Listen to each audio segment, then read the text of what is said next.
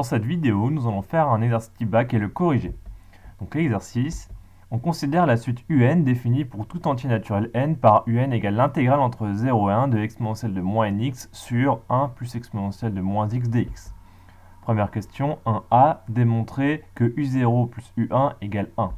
B, calculer u1 puis en déduire u0. 2. Prouver que pour tout entier naturel n, un est supérieur ou égal à 0. Donc attention, là on voit bien que un c'est une suite, donc un, c'est en fonction de n, donc ça se calcule à l'aide d'une intégrale, d'accord. Donc là c'est un sujet qui mélange suite et intégrale finalement. Donc prouver que pour tout entier naturel n, un est supérieur ou égal à 0. Question 3, démontrer que pour tout entier naturel n non nul, un plus 1 égale 1 moins exponentielle de moins n sur n. Et question B, 3b, démontrer que en déduire que pour tout entier naturel non nul, un est inférieur à 1 moins exponentielle de moins n sur n. Et enfin, la dernière question, prouver que un converge vers une limite que vous préciserez. Donc soit vous pouvez mettre la vidéo en pause si vous voulez faire l'exercice. Là, je vais passer à la correction. Donc première question, il fallait démontrer que u0 plus u1 égale 1. Donc déjà, on sait que un, c'est l'intégrale entre 0 et 1 de exponentielle de moins nx sur 1 plus exponentielle de moins x dx. Donc là, c'est juste la formule que je reprends de l'énoncé. Ensuite, je calcule u0, donc je remplace n par 0, ce qui donne intégrale entre 0 et 1 de exponentielle de moins 0x sur 1 plus exponentielle de moins x dx. Donc là, on a juste remplacé n par 0. Et on calcule, donc exponentielle de moins 0x, exponentielle de 0, c'est 1. Donc du coup, il reste 1 sur 1 plus exponentielle de moins x. Donc voilà pour u0. On fait la même chose avec u1. Donc on remplace n par 1. Donc ça fait exponentielle de moins 1x sur 1 plus exponentielle de moins x. Et le 1 là, il n'est pas obligatoire. 1 fois quelque chose, c'est quelque chose. Donc on peut le simplifier. Ça fait exponentielle de moins x au numérateur. Donc du coup, on va calculer u0 plus u1. Donc je remets les résultats que je viens de trouver. Donc u0, le résultat qu'on a trouvé en haut là, 1 sur 1 plus exponentielle de moins x, intégrale entre 0 et 1, et même chose, u1, donc intégrale entre 0 et 1 de exponentielle de moins x sur 1 plus exponentielle de moins x. Là, on voit qu'on a deux intégrales qu'on somme entre 0 et 1, les deux. Donc on peut utiliser la linéarité de l'intégrale, c'est une propriété qui dit que l'intégrale de f plus intégrale de g, qu'on a les mêmes bornes ici, intégrale de f plus intégrale de g, c'est l'intégrale de f plus g. Donc du coup, on peut additionner directement les fonctions à l'intérieur de l'intégrale. Donc on y va, on peut le faire. Donc là, on additionne les deux choses qui sont à l'intérieur de l'intégrale. Comme ces deux fractions, on les additionne uniquement si elles ont un dénominateur commun. Ici c'est le cas et elles ont bien un même dénominateur. Donc du coup, il nous reste à additionner les numérateurs. Donc 1 plus exponentielle de moins x. C'est pour ça qu'on a bien ce numérateur ici. Qu'est-ce qu'on remarque du coup? On remarque que le numérateur est égal au dénominateur. Donc quelque chose sur la même chose, c'est égal à 1. Lorsque cette chose est différente de 0, bien sûr. Donc là, on a du coup 1, donc l'intégrale entre 0 et 1 de 1 dx. Donc ça, c'est une intégrale facile à calculer, puisque on calcule une primitive. Une primitive de 1, c'est x, entre 0 et 1. Et donc du coup, on calcule ça. Donc on remplace x par 1, moins, et on remplace x par 0, ce qui fait 1 moins 0, ce qui donne bien 1. Donc on a bien prouvé que u0 plus u1 est égal à 1. Donc ça démontre bien la première question de l'exercice. Question 1b. Calculer u1, puis en déduire u0. Donc on reprend la formule de u1 qu'on a calculée dans la question d'avant. On a remplacé juste n par 1, d'accord? Donc du coup ça fait intégrale entre 0 et 1 de exponentielle de moins x sur 1 plus exponentielle de moins x. Donc on va essayer de faire un calcul intégral. Donc il faut essayer de repérer c'est quelle forme donc là il va falloir calculer une primitive. Donc quelle forme de primitive? Donc ça ressemble un peu à du u' sur u. Donc je vous rappelle la propriété, une primitive de u' sur u c'est ln de u. Donc du coup on poserait u le dénominateur. Donc on pose u égale 1 plus exponentielle de moins x, et on calcule u', pour voir si on a bien u' en haut. Donc c'est quoi la dérivée de 1 plus exponentielle de moins x? Donc la dérivée de 1, facile, 0.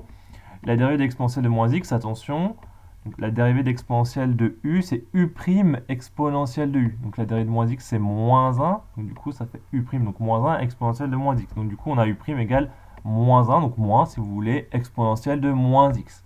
Donc voilà u'. Donc est-ce qu'on a du coup ici une formule du type u' sur u?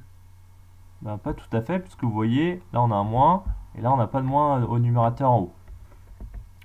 Donc du coup on va essayer d'écrire f sous la forme un nombre fois u' sur u. Comme ça ensuite quand on va faire une primitive, ça sera alpha ln de u. Donc du coup, ce qu'on peut faire c'est la chose suivante, donc u' c'est moins exponentielle de moins x, donc du coup je mets u' ici, u ici. Donc là, je mets bien u' sur u. Le problème, c'est que ma fonction là, imaginons qu'il n'y a pas le moins 1 devant là pour l'instant, bah, cette fonction-là, cette fraction-là, elle n'est pas encore égale à cette fraction-là. Donc du coup, il faut multiplier par un nombre, par lequel? Par moins 1, puisqu'en multipliant par moins 1 fois moins exponentielle de moins x, ça fera bien exponentielle de moins x. Les moins vont se supprimer. Et en écrivant sous cette forme-là, du coup, on va avoir une constante, moins 1 fois, là on a bien une forme u' sur u. Et là, on va pouvoir trouver une primitive facilement. Donc du coup, une primitive, donc f, du coup, c'est bien de la forme moins 1 fois u' sur u. Donc une primitive de petit f sera moins 1 ln de u. Et donc, une primitive, ça va être moins ln et u, du coup, c'est 1 plus exponentielle de moins x, donc moins ln de 1 plus exponentielle de moins x. Donc là, on vient de trouver une primitive de cette fraction-là. Donc du coup, on va pouvoir calculer l'intégrale. Donc je vais reprendre le calcul de l'intégrale. Donc u1 égale quoi? Donc comme on a trouvé la primitive, on la met entre crochets. Donc moins ln de 1 plus exponentielle de moins x, donc c'est bien la primitive de la fraction, entre 0 et 1. Ensuite, je remplace x dans cette formule par 1 et par 0. Et je fais la soustraction. Donc en remplaçant x par 1, on obtient moins ln de 1 plus exponentielle de moins 1, moins, et je remplace x par 0. Donc même formule, mais on remplace x par 0. Or, exponentielle de 0, ça fait combien? Il faut s'en rappeler, c'est 1. Donc on va pouvoir simplifier ici. Là, on a des parenthèses qu'on peut simplifier aussi. Donc on enlève les parenthèses. Ça fait moins ln de 1 plus exponentielle de moins 1, plus, donc exponentielle de 0, on a dit c'est 1, donc ça fait 1 plus 1. Donc, or, il y a moins ici et moins ici également. Moins par moins, ça fait plus, donc plus ln de 1 plus 1. Ce qui va donner finalement, donc ln de 1 plus 1, ça fait ln de 2, que je mets devant, ln de 2, moins ln de 1 plus exponentielle de moins 1. Donc voilà, on a réussi à calculer U1. Maintenant, on va essayer d'en déduire U0. Donc là, on ne peut pas simplifier plus, on s'arrête là. Alors ensuite, comment en déduire U0? On sait que d'après la question, donc je remets U1, ce qu'on vient de trouver là, d'après la question 1a, on a U0 plus U1 égale 0. Donc du coup, on va pouvoir exprimer U1 en fonction de U0. Inversement, on va pouvoir exprimer U0 en fonction de U1. Donc U0, c'est 1 moins U1. Donc du coup, on utilise la formule de U1 qu'on vient de trouver. Donc du coup, U0 égale 1 moins, donc voici U1, ln de 2 moins ln de 1 plus exponentielle de moins 1. C'est ce qu'on vient de trouver ici. Donc du coup, on peut simplifier là. Donc on a des 1 moins devant la parenthèse. Donc on va supprimer les parenthèses. Mais attention, on va changer le signe de tout ce qui est à l'intérieur de la parenthèse. Donc le ln de 2 va devenir moins ln de 2. Et le moins ln de 1 plus exponentielle de moins 1 va devenir plus ln de 1 plus exponentielle de moins 1. Donc du coup, on trouve que U0 égale 1 moins ln de 2 plus ln de 1 plus exponentielle de moins 1. Ce qui conclut la question 1. Question 2. Prouver que pour tout entier naturel n, un est supérieur ou égal à 0. Donc on rappelle la formule, un c'est l'intégrale entre 0 et 1 de exponentielle de moins nx sur 1 plus exponentielle de moins x. Il faut que je prouve que cette intégrale est positive. Alors on peut utiliser une propriété du cours qui dit que l'intégrale d'une fonction positive est positive. Donc il va falloir essayer de démontrer que, donc là x il est entre combien et combien ici? X est entre 0 et 1. Donc pour tout x entre 0 et 1, il faudra essayer de montrer que cette fraction est positive. Ce qui démontrera que l'intégrale est positive, puisque l'intégrale d'une fonction positive est positive. Donc pour tout x entre 0 et 1, on va commencer par le numérateur. Exponentielle de moins x est positif, strictement, puisque c'est exponentielle. Exponentielle de n'importe quoi est toujours strictement positif. Ensuite, on s'occupe du dénominateur. Pour tout x entre 0 et 1, donc exponentielle de moins x, déjà c'est positif, puisque c'est de l'exponentielle. 1 c'est positif, donc la somme de deux termes positifs, c'est positif strictement. Donc 1 plus exponentielle de moins x, strictement supérieur à 0 également. Donc le numérateur est strictement positif, le dénominateur est strictement positif. Donc par quotient, pour tout x dans 0,1 et pour tout entier naturel n, le quotient exponentielle de moins nx sur 1 plus exponentielle de moins x strictement supérieur à 0, puisqu'on a démontré que le numérateur et le dénominateur étaient strictement supérieurs à 0. Et donc du coup, l'intégrale de cette fonction qui est positive strictement est également strictement positif. Et donc ça démontre la question numéro 2. Donc ça c'est bien la suite un, d'accord? C'est un. Donc on a montré que un est supérieur ou égal à 0. Donc là on a montré que c'est même strictement supérieur à 0. Mais si c'est strictement supérieur à 0, bah forcément c'est supérieur ou égal à 0. Et donc du coup, pour tout n supérieur, pour tout n entier naturel, un est strictement supérieur à 0. Question numéro 3. A. Démontrer que pour tout entier naturel n non nul, un plus 1 égale donc la fraction 1 moins exponentielle de moins n sur n. Donc là, il va falloir faire quelques calculs d'intégrale. Donc je vous rappelle la formule. On sait que un c'est l'intégrale entre 0 et 1 de l'exponentielle de moins nx sur 1 plus exponentielle de moins x dx. Donc je peux calculer un plus 1. Il suffit juste de remplacer tous les n par des n plus 1. Je développe. Donc n plus 1 fois x, donc ça fait n fois x, plus 1 fois x. On n'oublie pas le moins devant. C'est pour ça que je laisse les parenthèses. Donc là, on a juste développé, on a juste distribué ce x là. Du coup, le moins, on va aussi pouvoir enlever les parenthèses ici pour distribuer le signe moins. Donc attention, on a un signe moins devant les parenthèses, donc à l'intérieur tout change de signe. Donc le nx devient moins nx et le plus x devient moins x. Donc voilà pour le calcul de un plus 1. Maintenant, on peut faire l'addition entre un et un plus 1 pour voir ce que ça donne. Donc un plus un plus 1, donc un c'est la formule énoncée. Un plus 1 ici, c'est ce qu'on vient de calculer, hein. C'est bien la formule qui est là. Exponentielle de moins x sur 1 plus exponentielle de moins x, intégrale entre 0 et 1.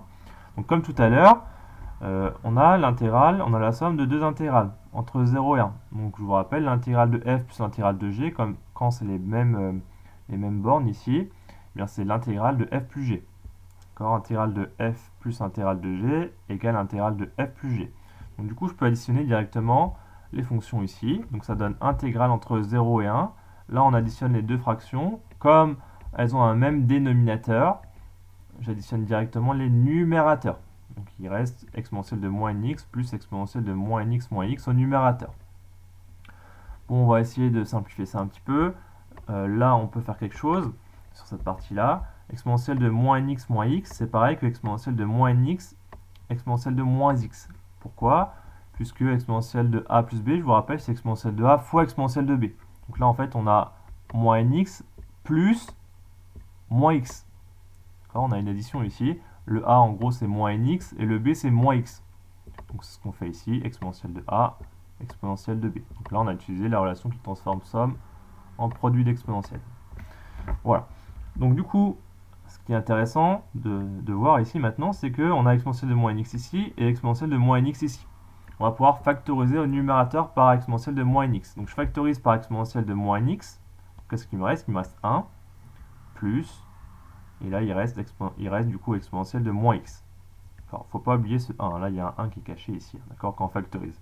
Divisé par 1 plus exponentielle de moins x. Donc je continue le calcul. Donc on est rendu là. Alors là, on a une multiplication.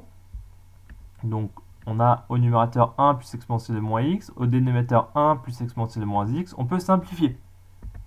Donc du coup, on simplifie. Les 1 plus exponentielle de moins x disparaissent. Et il reste seulement exponentielle de moins nx. Et ça, on peut maintenant calculer cette intégrale qui est beaucoup plus simple que tout à l'heure. Donc là, il faut essayer de trouver une primitive.